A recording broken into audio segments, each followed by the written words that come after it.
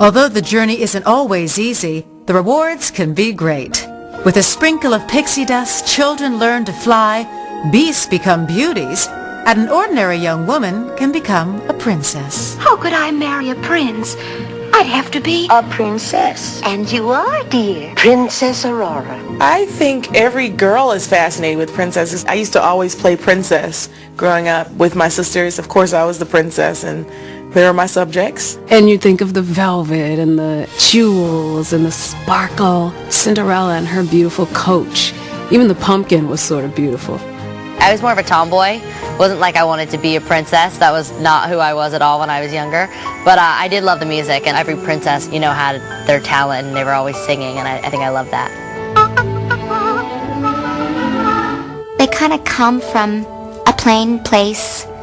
They're not exactly the belle of the ball always, but they're real people with real hearts. If you look at Belle, if you look at Pocahontas, if you look at, Cinderella, who was totally pushed aside, and yet each of them rose above their situation. You must kiss me.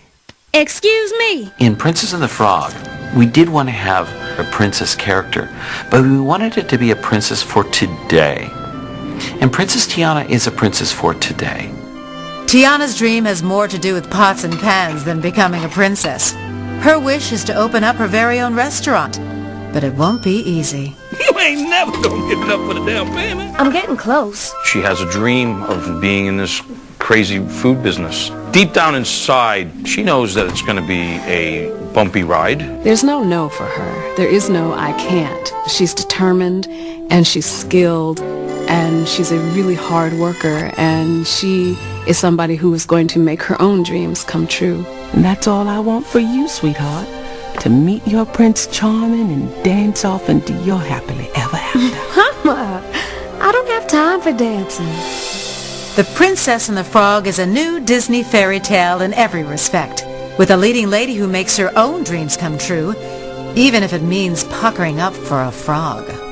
As a woman, we grew up with that fairy tale. I think it's only become more relevant. How many frogs do you kiss before you meet your prince? It was funny because my daughter always used to kiss frogs.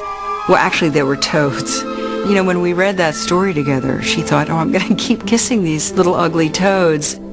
I still have to restrain her. Now she's 19, Coming up, those fabulous Disney villains. They all are magnificent in their evilness. And that unmistakable sound of New Orleans. This could be one of the best Disney scores ever. When Dreams Come True continues. Welcome back to Dreams Come True, a celebration of Disney animation. The Princess and the Frog is a new animated adventure full of everything you've come to expect from a Disney fairy tale. But it's always the colorful characters that make these stories so unforgettable. Menacing villains, hysterical sidekicks, and of course, fairy godmothers. Just leave it to me. What a gown this will be. Bibbidi-bobbidi, bibbidi-bobbidi, bibbidi-bobbidi. I love the fairy godmother in Cinderella because she makes her beautiful. She just says, have fun. Go see what happens. She gives her faith. On the stroke of 12, the spell will be broken, and everything will be as it was before. Oh, I understand, but it's more than I ever hoped for. In The Princess and the Frog, our fairy godmother is truly one of a kind.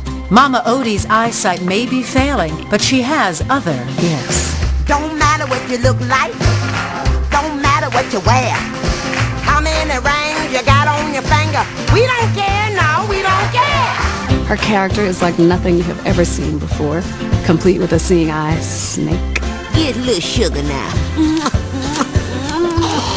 There's so much wise knowledge in her. Y'all want to be human, but you're blind to what you need. That is just completely candy-coated in craziness. Not bad for a 197-year-old blind lady. Now, light can't exist without shadows, and Disney villains have never had a problem stepping out of those shadows and into the spotlight. You'll be sorry, you fools! Let's talk about some of these villains. Scar. Scar's a big villain. I'm surrounded by idiots. the Queen in Snow White. Bring back her heart in this. And the fabulous Ursula. You've got it, sweet cakes.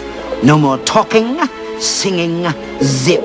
They all are magnificent in their evilness. I just love them. Well, now, what have we here? And of course, there was the great character of Cruella de Vil, who was both beautiful and monstrous. I loved her character. She wasn't scary to me. I thought she was cool. I loved her fashion sense. She was strictly in black and white. I just thought it was super cool.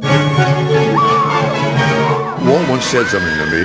He said, people don't understand that kids like to be scared. It's delicious.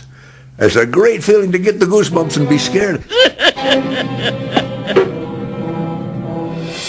I've got to admit, that evil queen in Snow White was a big inspiration for a few not-so-lovable characters I played. Wilhelmina has a thing about mirrors, too. There have been plenty of Disney villains who've messed with magic, but the diabolical Dr. Facilier is a shady character like you've never seen.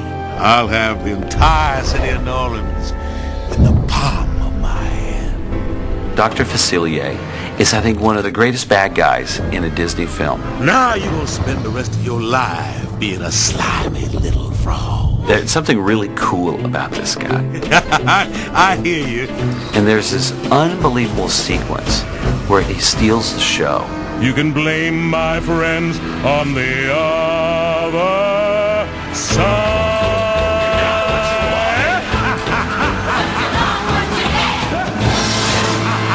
Dr. Facilier dwells on the dark side. But there's another kind of magic in The Princess and the Frog that could only come from one enchanted place. We set Princess and the Frog in my favorite city in the world, New Orleans. We thought this setting is so great for an American fairy tale. There's a flavor here that you won't find in most places. From the food, to the people that you meet, to the lingo. I swear I'm sweating like a sinner in church. And when you dot all of those things together, you have this delicious gumbo, if you will, of really incredible ingredients. Jazz music! It was born here. Of course, it's the music of New Orleans that really stirs things up. Yes! Composer Randy Newman mixed in jazz, Dixieland, gospel, and Zydeco to give The Princess and the Frog the unmistakable sound of the Big Easy. Randy Newman is, for me, an American treasure. One of my favorite writers of all time. Before he started writing for God knows how many animation movies with Pixar and Disney, this could be one of the best Disney scores ever, because I think he's fantastic. When I'm human, as I hope to be. The songs in Princess and the Frog are so key to advancing the story and also to really introducing the characters and learning about the characters, what they're about, what they want, what's inside them. I've climbed a mountain, I've crossed a river, and I'm almost there. Almost There comes in the beginning of the film. Tiana is showing her mother the building that she's picked out for her restaurant. The building is not quite ready. Doesn't it just make you want to cry?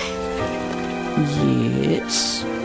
Disney also drew in Grammy-nominated singer-songwriter Ne-Yo to write the original song Never Knew I Needed for the movie's closing credits.